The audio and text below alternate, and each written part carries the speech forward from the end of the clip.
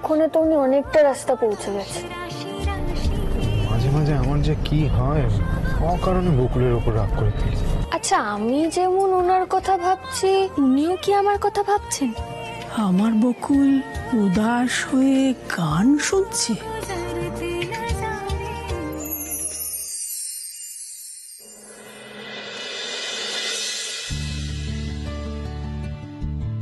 এই কি আমাদের সেই বকুল যে বলতো কোনোদিন বিয়ে করব না, মা ঠাম্মিকে ছেড়ে কোথাও যাব না?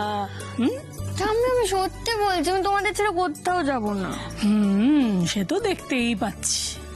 মনটা তো আরেকজনের পেছন পেছন চলেই গেছে। এবার শরীরটা দেখি কদিন ধরে রাখতে পারি। ঠাম্মি, তুমি না কিরে বকুল, তুই এখনো ঠাম্মিকে বসতে দিসনি? ওমা বসুন না। কি বললো গো ডাক্তার? ঠিক আছে, ঠিক আছে, কিছু চিন্তা করো না, ডাক্তার বললেন সবকিছু ঠিক আছে। এই তো। কিরে, এবার চিন্তা কমেছে তো? দেখবি দুদিন বিশ্রাম নিলেই একেবারে ফিট। তবে ডাক্তার এটাও বলেছেন ওই ওষুধগুলো সব ঠিক মতো খেতে হবে। ওষুধগুলো খেলে তবেই আপনি তাড়াতাড়ি একদম সুস্থ হয়ে যাবেন। হতেই হবে। আমার ঠাম্মি হচ্ছে সুপার ওম্যান। ঠাম্মি, আজকে আমি মার কাছ থেকে আবার শুনছিলাম তুমি সেদিন ওই ডাকাতগুলোর সামনে কিভাবে রুখে দাঁড়িয়েছিলে। হ্যাঁ, আমি তো শুধু সুপার ওম্যান নই, আমি হলাম গিয়ে সুপার ওম্যানের ঠাকুমা। আর তেমন হয়েছে আমাদের নাচ জামাই।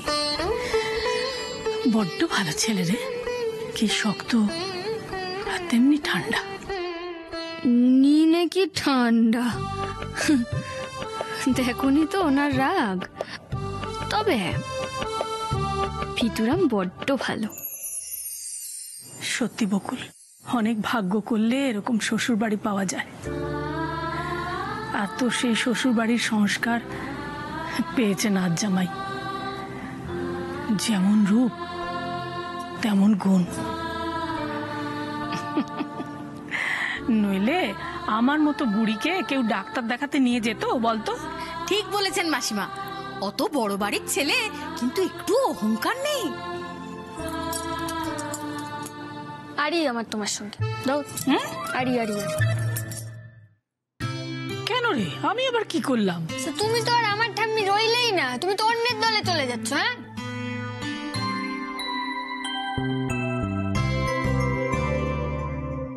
বকুল, এই ভালোবাসার মর্যাদা রাখিস। তুই ওই বাড়িতে বউ হয়ে যাস, এটাই বোধহয় রাধা মাধবের ইচ্ছে ছিল।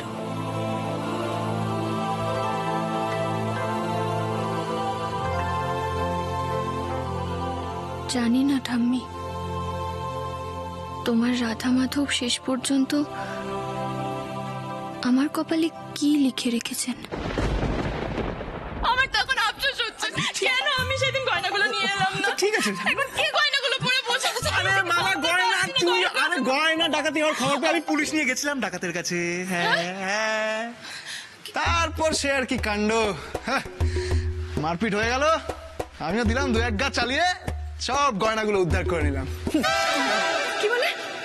গয়নাগুলো পেয়েছো? সেটা তুমি আমাকে এতক্ষণ বলনি। জানো, তোমার জন্য আমি এটুকু করতে পারবো না? আমি জানি তো তুমি আমার জন্য সবকিছু করতে পারো। আচ্ছা কুনাল, মারপিট করতে গিয়ে তোমার কোথাও লাগেনি তো? হ্যাঁ, দেখি কি গো। আমার লাগেনি, আমার হমেশা চোটফোট লাগে না। আমাকে একটা আচরও কেউ করতে পারেনি। তবে একটা বিষয় নিয়ে খুব চিন্তায় পড়ে গেছি আমি, জানো তো? অতগুলো গয়না ওই বাড়িতে সেফ নয়, তাই তো? না মানে আমি বলছিলাম কি কুনাল, তুমি যদি বলো তাহলে আমি আর পিসে গিয়ে ওই বাড়ি থেকে গয়নাগুলো নিয়ে আসতে পারি। হ্যাঁ, পিসির চামুক, তাতে ওনাকে নিয়ে গেলে শুধু আমার নয়, বকুলের গয়নাগুলোও দিয়ে দিতে বাধ্য হবে ঠাম্মি। এই কুনাল, তুমি তো কিছু বলছো না, বলো না কি করবো। কি আর বলবো জানো, চোট তো আমার শরীরে লাগেনি, চোট লেগেছে আমার মনে। হ্যাঁ, কি হয়েছে? কি হয়েছে তোমার? গয়নাগুলো যখন উদ্ধার করে ঠাম্মির হাতে দিয়ে বললাম যে ঠাম্মি, এই গয়নাগুলো এখানে রাখা ঠিক হবে না, এতে এতে বিপদ আরো বাড়তে পারে, বরঞ্চ গয়নাগুলো যার তার হাতে দিয়ে দাও। হ্যাঁ, তার হাতে দিয়ে দাও, তো সেখানে সিকিউর থাকবে, সেফ থাকবে। আর তাছাড়া এই বাড়িতে সিকিউরিটি যথেষ্ট ভালো। হ্যাঁ, তুমি তো একদম ঠিক কথা সেটা বলেছো। তো তুমি বুঝতে পারছো, ঠাম্মি নয়। সবার সামনে কি বললো জানো? বললো নাকি আমি লোভী, আমি তাই গয়নাগুলো লোভের জন্য এইসব করছি। নিজের নাচ জামাইকে কেউ এইভাবে বলতে পারে? ছি, জানো, গয়নাগুলো তো আমি উদ্ধার করতে পারিনি, এক হাত থেকে নিয়ে আর এক হাতে দিয়ে দিতে হলো। তোমার হাতে তো দিতে পারলাম না, এটাকে কি উদ্ধার করা বলে বলো? না না, এক মিনিট, ঠাম্মি তোমাকে কি বলেছে? লোভী বলে অপমান করেছে? ঠিক আছে, ছাড়ো, রাগ করো না, দাঁড়াও, আমিও দেখছি। রাগ করো না। ওই গয়নাগুলো যদি ওই বাড়ি থেকে এখানে না আনতে পেরেছি, তাহলে আমার নামও বর্ষা নয়। ইয়েস, এই তো চার, এক ঢিলে দুই পাখি না মারতে পারলে কুনাল বোসের কি আর ভালো লাগে?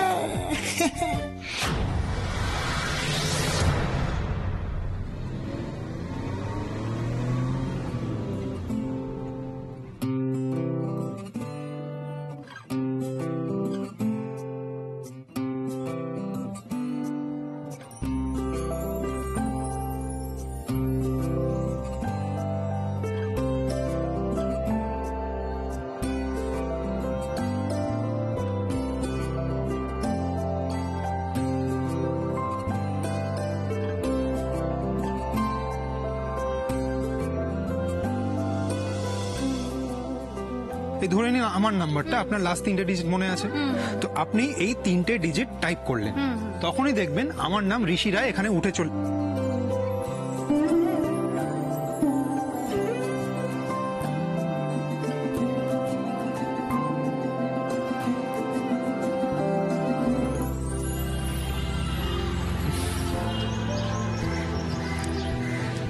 আপনি না ঠিক এই ফুলগুলোর মতো বকুল, আপনার সরল নিষ্পাপ সৌন্দর্য সবার মধ্যে ছড়িয়ে পড়ে। এটা আপনি কি বুঝতে পারেন?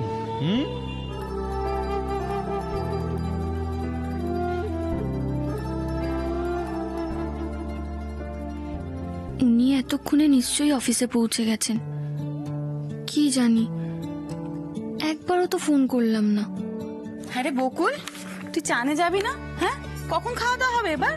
আরে বাবা, বকুল চানে যাবে, আমার কথাটা তো বলাই হচ্ছে না। শুনুন না মাসিমা, আমার বর কথাটা শুনে একটা ফোন করেই দেখি।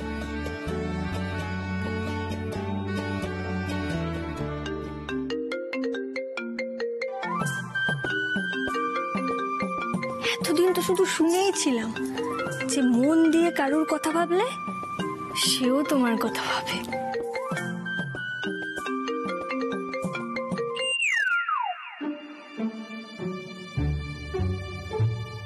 বকুল এতটাই ব্যস্ত যে আমার ফোনটাই ধরতে পারছেন না। আমি বোধহয় একাই ওনার কথা ভাবছি, ওনার তো সময়ই নেই। কেটেই তো গেল।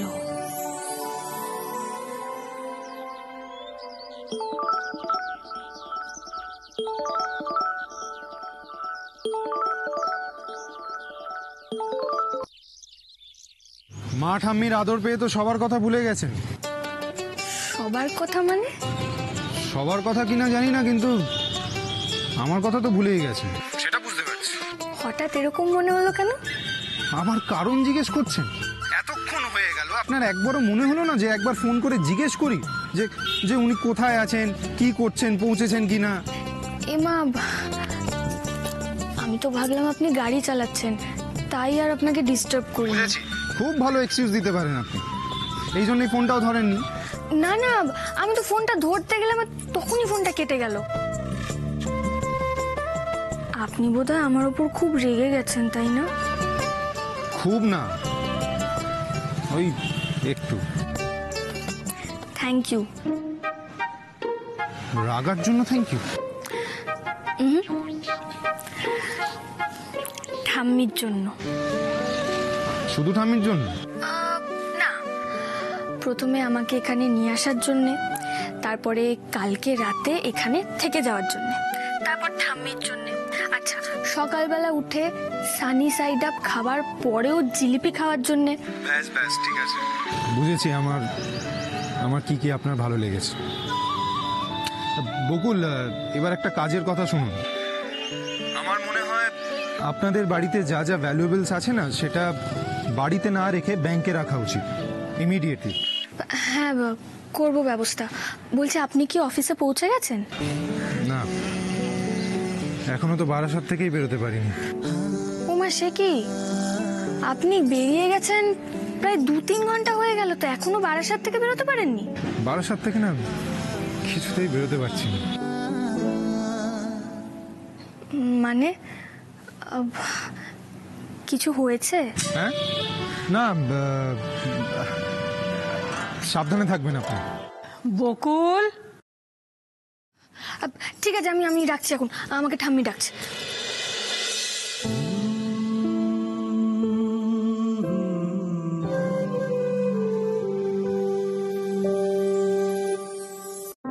জানো পাপা, ওস্তাদ বলে সুপ বলে ওটো সারি ঘুমায়ও না। খালি পাকা পাকা কথা না, সারাক্ষণ খালি ওস্তাদ আর ওস্তাদ। তোর এই ওস্তাদের ঠেলায় তো নিজের বাড়িতেই আমার থাকাটা দুষ্কর হয়ে গেছে। ওস্তাদ বলেছে আমরা সবাই সারা জীবন একসাথে থাকবো। চুপ, একদম তোর ওস্তাদের নাম আমার সামনে করবি না। অসভ্য মেয়ে একটা, আমার আমার সবকিছু আমার কাছ থেকে কেড়ে নিয়েছে। ডাব্বু, যাও তুমি নিচে চলে যাও তো, গিয়ে ব্রেকফাস্ট করে নাও। আজকে আমি তোমাকে স্কুলে দিয়ে আসবো, কেমন?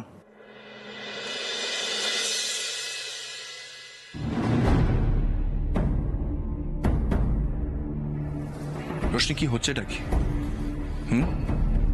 ডাব্বুর সামনে এসব কথা বলার মানে কি? ও কি বুঝবে এসবের? শোনো, বাবা যেই সম্পত্তিটুকু ডাব্বুর নামে লিখে দেবে বলেছেন না, সেটুকু নিয়েও হাতছাড়া হয়ে যাবে। তুমি আমাকে একদম কিচ্ছু বোঝাতে আসবে না। ঠিক আছে, তাহলে নিজে নিজেই বোঝো। আচ্ছা ঠিক আছে, এখানে এসো, বসো। এত মাথা গরম করলে চলে? হ্যাঁ, এ বাড়িতে থাকতে গেলে একটু মাথা ঠান্ডা করে বুদ্ধি লাগিয়ে এগোতে হবে। বুঝলে না? আমি যেটা বলছি মন দিয়ে শোনো। বাবা কাকে ভালোবাসে? বকুলকে, তাই তো? বকুল কাকে ভালোবাসে? ডাব্বুকে। তাহলে বাবার থেকে পাবে বকুল, বকুলের থেকে পাবে ডাব্বু, আর আমরা কার থেকে পাবো? বাবা, তোমার তো দেখছি দারুণ দূরদৃষ্টি। তাই জন্যই তো বলছি, ডাব্বুকে বকাবকি করাটা একটু কমাও। বাকি খেলাটা আমাকে খেলতে দাও। এই যে, এটা হচ্ছে ইলেকট্রিক বিলের টাকা, এটা হচ্ছে গ্যাসের টাকা, এটা ওষুধ, আর এইটা হচ্ছে বাজার। আর এই খামে আমি আলাদা করে কিছু টাকা রেখে দিলাম এমার্জেন্সি পারপাস, ঠিক আছে? আচ্ছা মা, আমি শুনেছি পচা আর বাচ্চু বলছিল তুমি নাকি মাঝে মাঝে নিজেই বাজার করতে চলে যাও। এটা যেন আর না হয়। হ্যাঁ, যদি আর বাজারে গেছো তাহলে আমি কিন্তু খুব রেগে যাব। মা, আপনি বলুন এটা হয়? হ্যাঁ, মানে সবকিছু কি একসঙ্গে আমার মনে থাকে? আমি তো ভুলে যাই, তাই না? আর হঠাৎ করে কিছু দরকার পড়লো তখন বারবার করে ওদেরকে ডাকতে ভাল লাগে বল বকুল? নো মাদার ইন্ডিয়া, তোমায় একদম যেরম যেরম বললাম ঠিক সেইভাবেই চলতে হবে, না হলে কিন্তু আমি প্রচন্ড রেগে যাব। হ্যাঁ, ওইভাবেই পুরো ব্যাপারটা মেনটেন করতে হবে। আরে বাবা, আমার বন্ধুরা তো আমার জান, একমাত্র ওরাই পারে আমার অভাবটা পূরণ করতে, কারণ ওরা জানে তোমরা আমার কি। ওরা যদি তোমাদের বিপদে আপদে সাহায্য করতে না পারে তাহলে তো ওরাও কষ্ট পাবে। তোমাদের কিছু হলে আমার কি অবস্থা হবে বলো তো?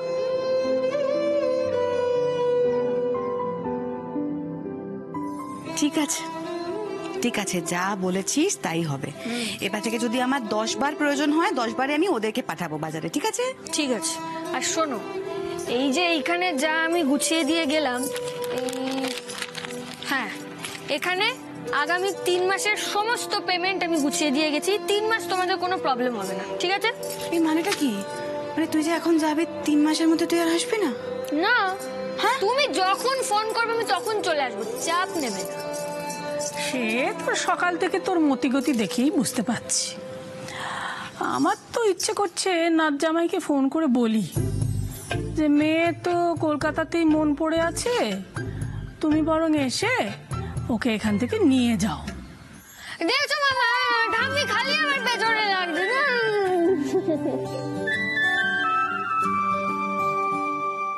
হ্যাঁ গো, তুমি খেয়াল করে দেখেছো গোটা বাড়িটা কেমন খাঁ খাঁ করছে আমাদের? বকুলটা না থাকলে না ওরা কেমন একটা চুপচাপ হয়ে যায়। অবশ্য শুধু ডাব্বু মিষ্টির কথা কেন বলছি, আমাদেরও তো একই অবস্থা।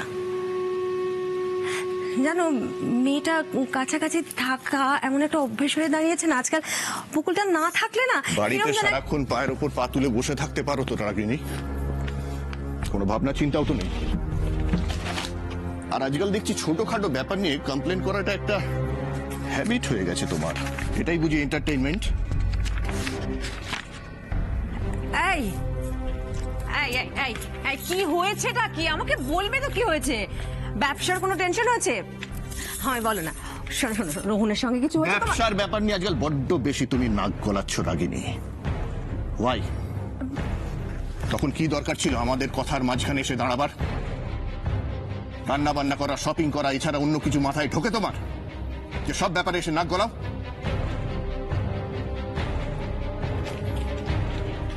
এই যে কি বলছোটা কি? আমি কেন তোমার ব্যবসার ব্যাপারে নাক গলাবো? আমি তো তোমাকে এমনি যাতে তুমি ব্যাস রাগিনী, আর কিচ্ছু শুনতে চাইছি না।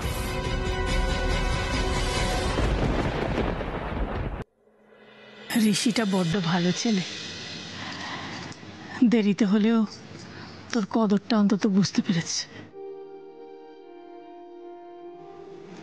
আমার 2 নাতনি একেবারে 2 রকম। বর্ষা ছোটবেলা থেকে আদরে মানুষ হয়েছে, তোর কাছে আর তোর মায়ের কাছে প্রশ্রয় পেয়ে ও ভীষণ জেদি আর বদরাগী হয়েছে। জানি না কে ওর এত মেজাজ সহ্য করছে। মেয়েটা যে কি অবস্থায় আছে, কেমন আছে, কিছুই তো জানি না। এখন আমি শুধু চাই আমার 2 নাতনি যেন ভালো থাকে, সুখী হয়। তুমিও দিদিকে নিয়ে এতটা চিন্তিত ঠাম্মি? চিন্তা করব না? ও যে আমার ছেলের প্রথম সন্তান। ঠাম্মি আমাকে একটা কথা বলো তো। সব কথা তো মাকে জিজ্ঞেসও করতে পারি না, বললেই আবার দুশ্চিন্তা করতে শুরু করবে। কালকে যখন আমি ফোন করেছিলাম তখন তোমাদের গলা ছাড়াও আমি একজন ছেলের গলা পেয়েছি। সেটা কে ছিল?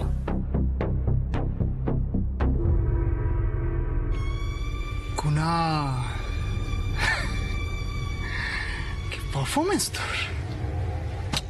Two good, too good. সবাইকে নিজের হাতে করে নিয়েছিস, হ্যাঁ? কোনো কথা হবে না বস, কোনো কথা হবে না। কখনো কুনাল, কখনো কেশব, কেশব। কখনো পুলিশের চোখে ধুলো দিচ্ছিস, আবার কখনো গুন্ডাদের।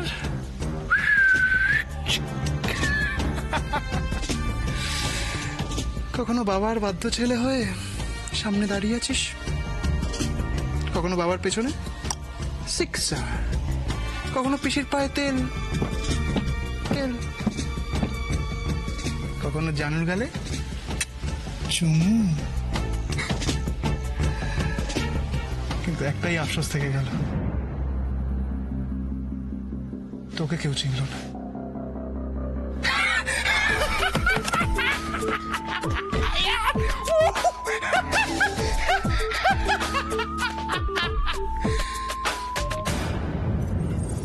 কিন্তু যেদিন চিনবে সেদিন সবাই ছিটকে 46 হয়ে যাবে। ও হ্যাঁ, মনে পড়েছে, তখন তো কেশব ছিল।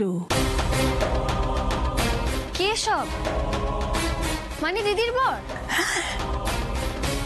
কিন্তু আমার তো গলাটা কুণালের মতো মনে হয়েছিল, আবার আসার সময় তো ওকে এই এলাকায় দেখলাম।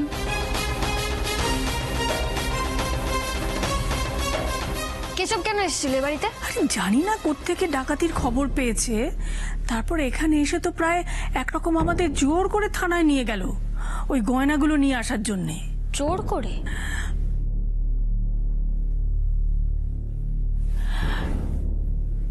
তোকে একটা কথা বলছি, তোর মাকে যেন বলিস না। আমার কেন জানি না মনে হচ্ছিল ওই কেশব এই সমস্ত গয়নাগুলো হাতাতে চায়। কেশবকে কেমন দেখতে বলো তো? আমাকে ডেসক্রিপশনটা দাও।